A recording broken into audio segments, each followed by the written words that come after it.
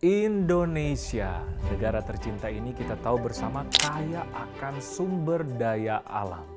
Tumbuh-tumbuhan, rempah-rempah, buah-buahan tumbuh subur di seluruh Nusantara ini. Bahkan beberapa tanaman ini mudah kita dapati sebagai bumbu dapur ataupun di makanan kita. Terlebih di musim pandemi ini segala upaya kita lakukan agar kita bisa bertahan untuk tetap sehat. Nah, yang menjadi pertanyaan, apakah kekayaan alam ini bisa kita manfaatkan untuk kesehatan? Nah, pada saat ini di Indonesia, herbal itu tidak sebagai obat tunggal, tetapi sebagai pendamping, ya, adjuvan atau simptomatik atau komplementer. Tetapi kalau di negara lain itu ternyata sebagai obat tunggal.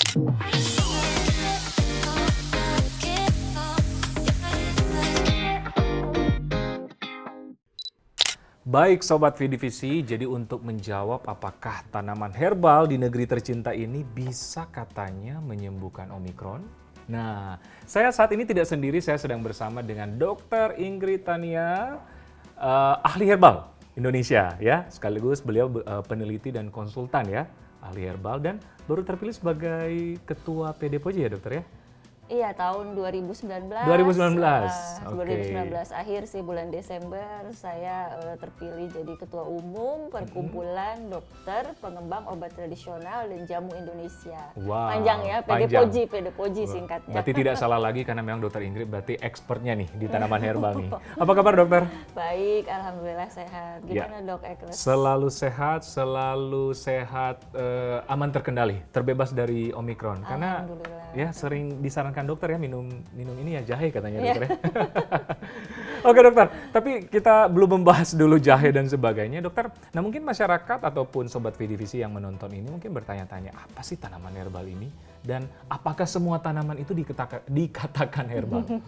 Gimana dokter Ingrid? Baik, jadi tanaman itu sebenarnya ada yang disebut tanaman obat, ada yang non tanaman obat. Jadi tidak semua tanaman itu merupakan tanaman obat ya. Oke.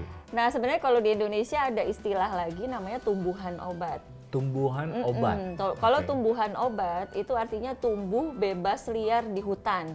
Ya, tapi berkhasiat sebagai obat. Berkhasiat sebagai obat. Nah, kalau tanaman obat itu ditanam, dibudidaya oleh manusia, ya misalnya di kebun, di ladang, ya, dan dia berkhasiat sebagai obat. Oke. Nah, yang disebut dengan herbal itu ada istilah yang sempit secara botani, ada istilah yang luas. Kalau istilah yang sempit secara botani, herbal itu adalah bagian dari tanaman obat yang merupakan tanaman yang tumbuh di atas tanah. Jadi bagian yang tumbuh di atas tanah aja. Jadi seperti tangkai. Kalau akar itu sebenarnya tidak termasuk herbal. Kalau definisi secara botani. Ya. Tapi ada definisi yang luas yang akhirnya diadopsi oleh WHO. Ya, jadi herbal medicine itu adalah suatu ilmu ya tentang tanaman obat ya, dan juga tidak hanya sebatas tanaman obat tetapi juga bagian dari hewan, bagian dari mineral yang semuanya punya khasiat sebagai obat. Jadi bukan soal tanaman atau tumbuhan lagi? Di sini lebih luas lagi? Iya, lebih luas lagi. Jadi pengertian dari WHO sudah lebih luas herbal medicine itu. Baik. Jadi hewan, yang apa tadi dokter? Jadi suatu bahan ya dari bisa berasal dari tanaman obat ya, bisa juga berasal dari bahan hewani maupun bahan mineral. Bahan hewani yang paling gampang madu. Madu kan berasal dari lebah. Benar. Gitu. Atau kalau di Indonesia yang terkenal juga telur ya, telur ayam. Segala jenis telur berarti ya. Nah, itu kan berasal dari ayam kan, tapi bisa digunakan untuk pengobatan, ramuan tradisional, ramuan herbal. Dan memang kan di Indonesia sendiri kita tahu bersama dokter kaya akan sumber daya alam ya, rempah-rempah, tumbuhan, tanaman dan sebagainya. Dan mungkin ternyata banyak masyarakat yang belum tahu karena mungkin apalagi ibu-ibu rumah tangga kan banyak dimanfaatkan sebagai bahan dapur atau bumbu-bumbu masakan. Tapi ternyata banyak banget ya ternyata manfaatnya untuk kesehatan. Ya, setuju nggak dok ya? Iya, banget. Nah, salah satunya katanya untuk mengobati Omikron. Nah, dokter sudah meneliti ya, kemarin ada beberapa penelitian tentang pengobatan COVID-19, itu gimana dokter? Iya, jadi pandemi sebenarnya kan tidak hanya COVID-19 ya. Ya. Kita zaman dulu juga ada namanya pandemi flu Spanyol, ya, pandemi influenza. Dan di Indonesia maupun di negara lain saat itu juga sudah biasa pakai herbal begitu. Nah, pada saat pandemi COVID-19 ini peluang penelitian kan semakin terbuka ya buat herbal. Sehingga waktu itu sejak awal pandemi saya memang diminta langsung oleh pemerintah ya waktu itu LIPI ya maupun konsorsium riset dari COVID-19 dari negara itu meminta saya menjadi peneliti utama ya atau principal investigator untuk herbal imunomodulator untuk COVID-19 ringan di Wisma Atlet. Karena peruntukan herbal saat ini memang terbatas pada pencegahan ya maupun pada COVID tidak bergejala maupun pada COVID ringan. Sehingga penunjang lah ya. Sehingga uji kliniknya dilakukan terhadap COVID-19 ringan. Begitu. Nah, pada saat itu saya menguji klinik beberapa tanaman. Produk herbal yang mengandung komposisi seperti sambiloto ya, Sambiloto. Nah, apa tuh dokter? Sambiloto yang kayak gimana tuh? Sambiloto itu suatu tanaman ya, tanaman herbal. Dia kecil sih tumbuhnya, dia tidak tinggi, tidak berkayu ya. Ada tangkainya, ada daunnya. Yang biasa dimanfaatkan itu bagian daun dan bagian tangkainya. Itu banyak ya? Banyak tumbuh ya? Banyak tumbuh. Dia gampang tumbuh. Jadi kalau kita udah tanam, bahkan bisa di pot atau bisa di tanah biasa, di kebun misalnya, dia tumbuh biasanya dengan subur. Kita nggak perlu merawat apapun. Kadang nggak disiram aja dia bagus tumbuhnya, tapi ya lebih bagus tetap diberikan siraman supaya tumbuh subur. Nah, sambiloto. itu rasanya pahit tapi. Pahit-pahit tapi menguntungkan ya, menyehatkan ya. Selain sambiloto apa lagi dokter? Selain sambiloto itu ada jahe. Empon-empon gitu katanya. Iya, jadi jahe itu bagian dari empon-empon. Jadi empon-empon itu sebenarnya artinya tanaman rimpang-rimpangan. Ya, seperti apa? Jahe. Seperti jahe, temulawak, kunyit ya, kemudian sereh, temu-temu yang lain, temu kunci ya, temu putih, temu hitam. Gitu, dan ini banyak sekali di dapur-dapur ibu-ibu di Indonesia ya. Karena bumbu masak juga kan.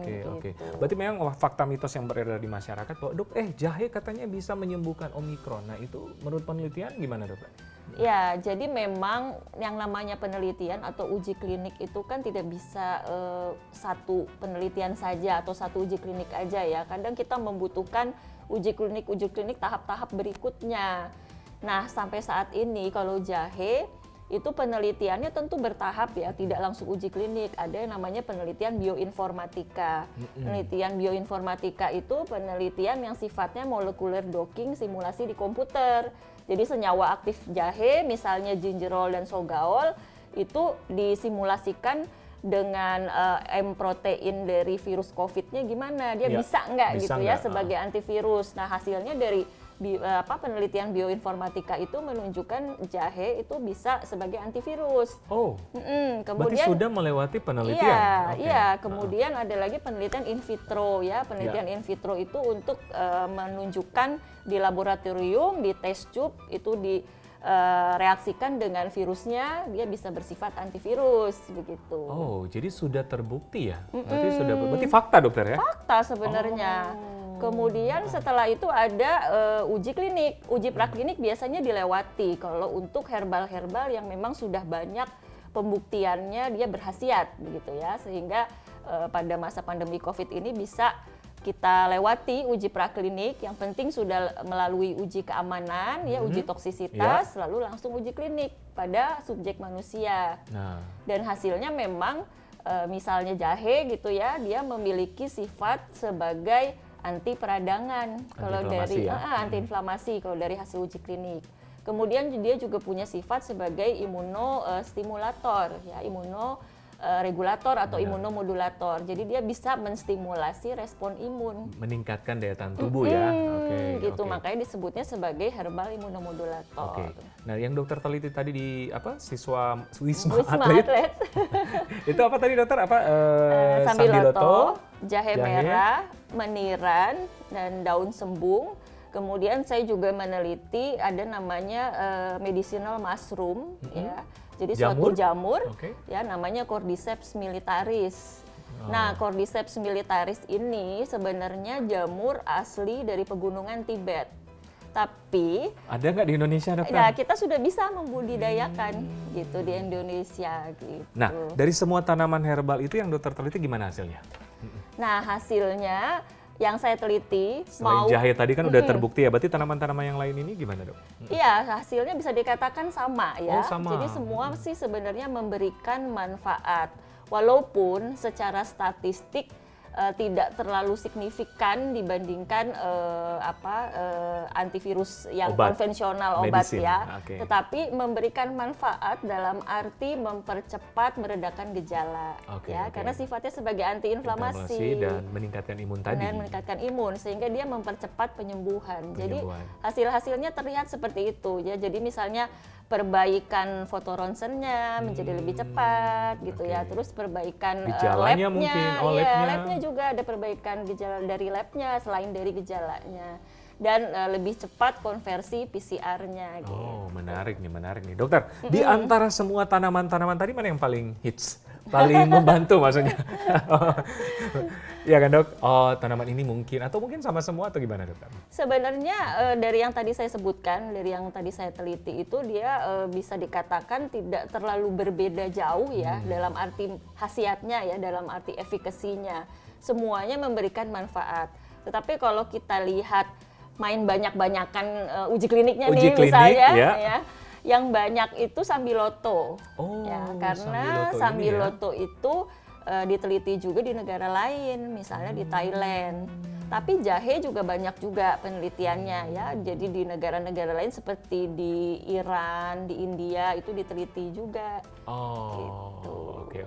Tetap sama, cuma mungkin Sambiloto agak menang dikit ya. Iya, agak menang dikit. Nah, tapi mungkin yang jadi pertanyaan mungkin Sobat Vidivisi, apakah ini bisa menjadi obat tunggal penyembuhan? Nah, mungkin melanjutkan yang dokter penjelasan tadi ya. Iya. Jadi memang sebenarnya kebijakan kita pakai obat tunggal ataupun kombinasi itu lebih ke arah kebijakan dari regulator di tiap-tiap negara ya. Nah, pada saat ini di Indonesia herbal itu tidak sebagai obat tunggal, tetapi sebagai pendamping ajuvan atau simptomatik atau komplementer ya. Tetapi kalau di negara lain itu ternyata sebagai obat tunggal. Di negara mana? Seperti contohnya di Thailand ya, Sambiloto itu sebagai obat tunggal untuk COVID-19 ringan termasuk Omikron. Kemudian di Cina mereka juga punya banyak sekali produk herbal yang digunakan untuk obat tunggal untuk COVID-19. Kemudian di negara lain ya seperti di India mereka pakai tunggal juga untuk COVID-19 ringan seperti kunyit kunyit. Kemudian di Iran dan juga di Pakistan, negara Timur Tengah misalnya, mereka pakai jinten hitam atau habatus sauda sebagai obat tunggal COVID-19. Oke. Jadi beberapa negara juga sudah membuktikan ya bahwa tanaman herbal bisa menunjang atau sekaligus malah menyembuhkan karena obat tunggal ya dari COVID-19. Nah, berbicara tentang Indonesia berarti memang yang diharapkan ini sebagai penunjang ya, berarti harus ada obat dulu sesuai gejala, obat antivirus, dan penunjangnya juga bisa diiringi bersamaan dengan obat tanaman herbal tadi ya, seperti Sambiloto, jahe. Nah, cara konsumsinya seperti apa dokter biasanya? Ya, jadi untuk bahan-bahan herbal yang tadi kita bahas, itu kita bisa konsumsi secara segar ya, bahan segar kita bisa olah biasanya dengan direbus, kemudian airnya diminum ya.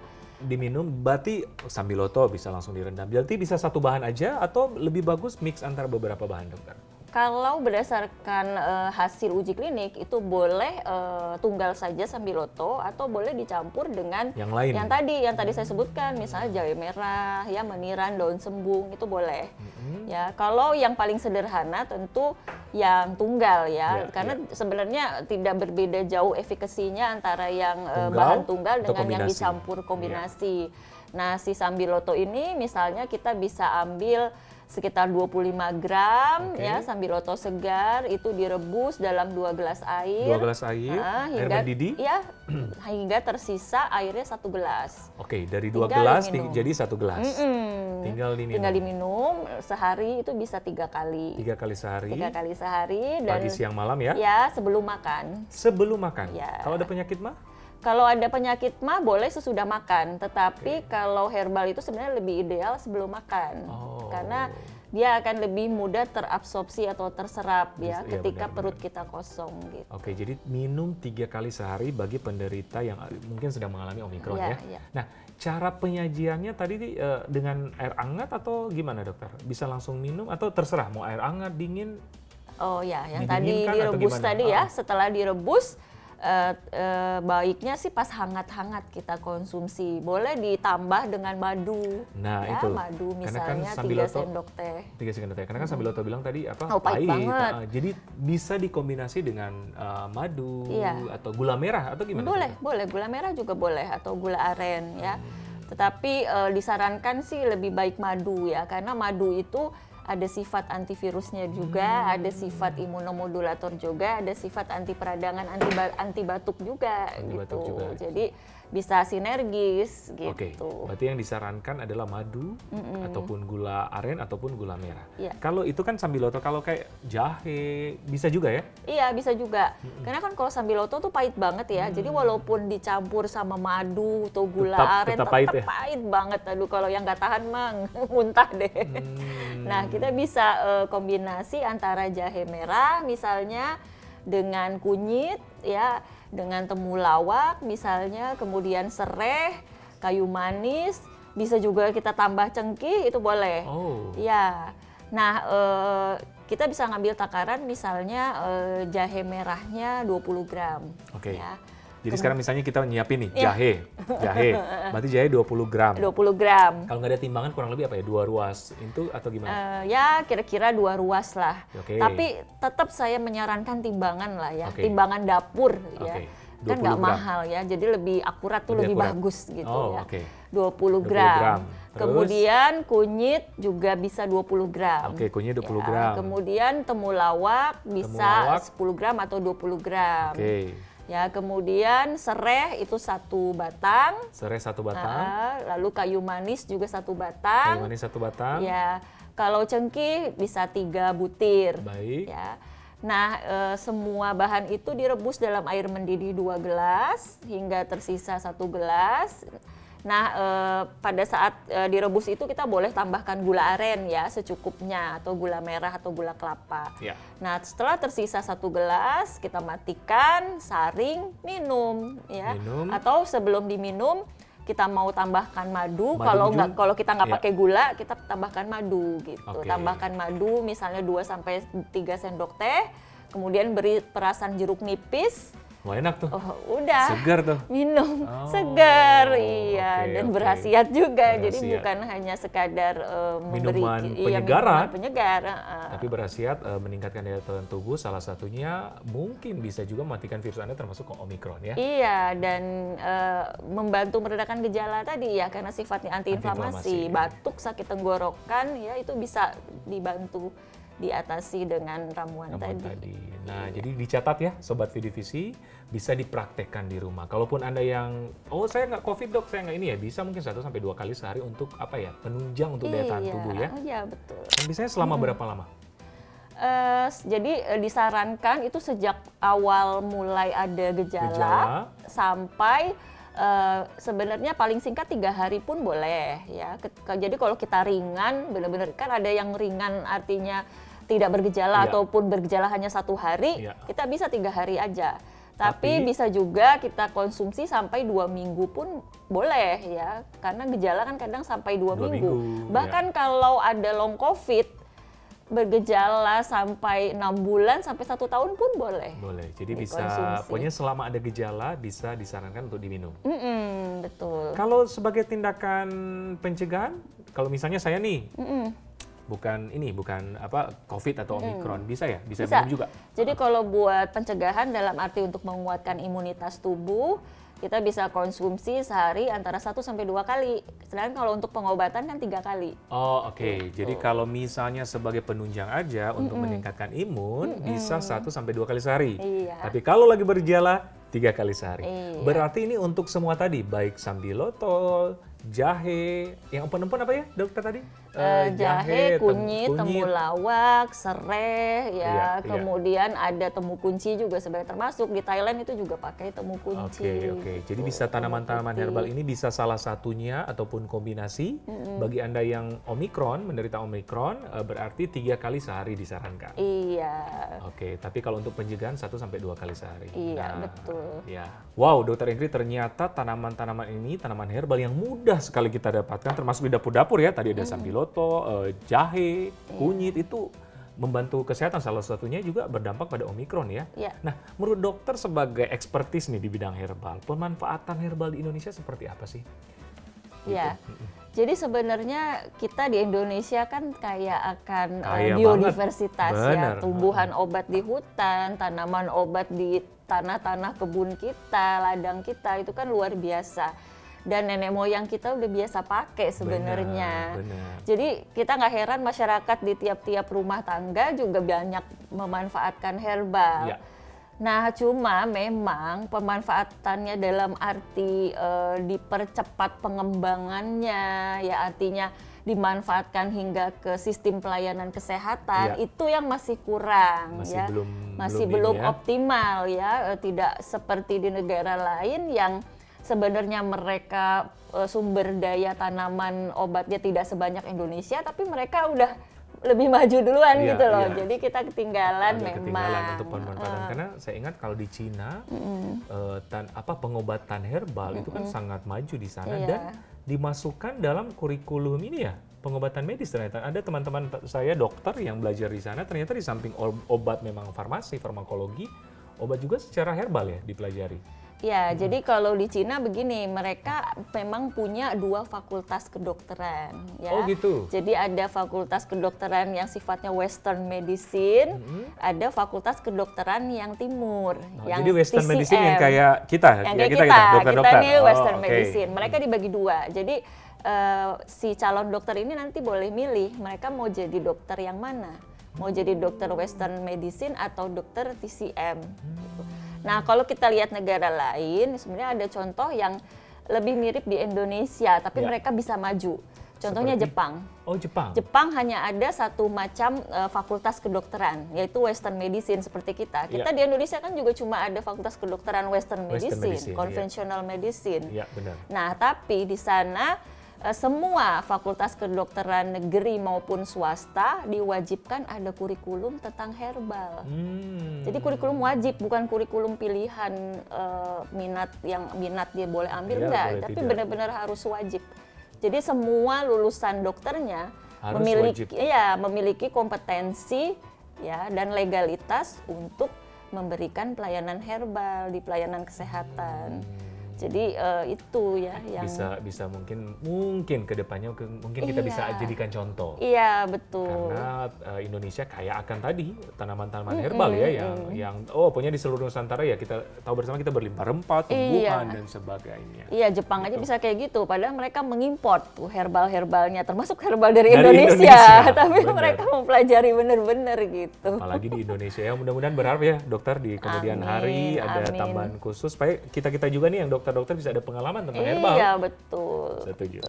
Oke, dokter, gimana nih saran dokter sebagai praktisi herbal, apa sih yang harus kita lakukan, tips-tips untuk mencegah supaya kita tidak terjangkit Omikron dengan tanaman herbal? Saya sih pertama-tama kalau ditanya seperti itu, saya tetap yang pertama saya bilang protokol kesehatan jangan sampai kendor, harus karena itu adalah pertahanan pertama kita, supaya virus jangan masuk kan begitu, jangan masuk ke saluran nafas, ya cegahnya adalah dengan protokol kesehatan ya, di samping vaksinasi juga kan. Kemudian tips yang berikutnya adalah bagaimana kita menguatkan imunitas tubuh kita. Ya. Misalnya virusnya udah masuk nih, kita udah terpapar kan ke saluran nafas, nah bagaimana supaya respon imun kita bagus nih untuk berperang melawan virus. Ya. Nah, salah satunya ya memang dengan herbal ya. Tetapi herbal saja tentu tidak cukup. Artinya pola hidup sehat harus komprehensif nih. Artinya makanan sehari-hari, diet harus bergizi lengkap seimbang. Jadi jangan sampai misalnya kita konsumsi herbal tiap hari, tapi makanannya mie instan gitu Iya, ya. Lah iya. itu kan malah jadi percuma ya. Benar. Gitu, istirahat yang cukup, cukup. ya, terutama tidur malam, kelola stres, olahraga. Kemudian herbal itu bagus kita konsumsi setiap hari. Ya 1-2 kali sehari untuk menguatkan imunitas tubuh kita gitu. Benar. Jadi pola lifestyle yang harus bagus ditunjang dengan herbal 1-2 kali sehari. Salah satu contohnya yang tadi, ramuan tadi ya. Iya, dan kita bisa membuat variasi kan sebenarnya.